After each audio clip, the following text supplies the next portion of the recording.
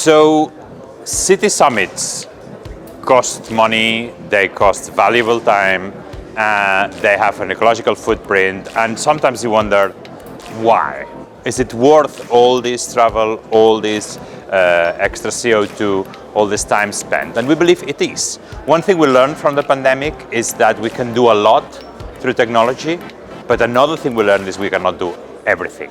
And what we've seen here in Brussels at the Brussels Urban Summit is that coming together, spending this additional person-to-person time is allowing mayors, city leaders, experts to get the full story. Not just the narrative about the project, but the backstory, the how did it happen, the what difficulties did you face. We're having these conversations all over the week and seeing that we're back in a mode where city cooperation is really bubbling up in the direction of sustainability, in the direction of more cohesive cities, and also learning the hard lessons of the pandemic.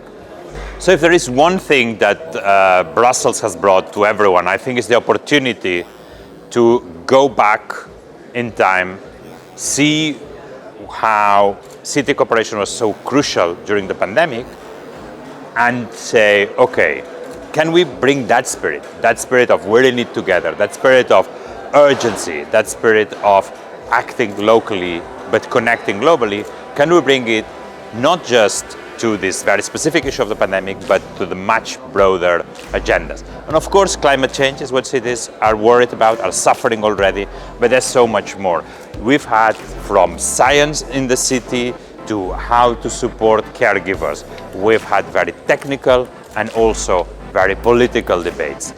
The one thing that comes out of all of this is that the main mode of interaction of cities is cooperation, not competition.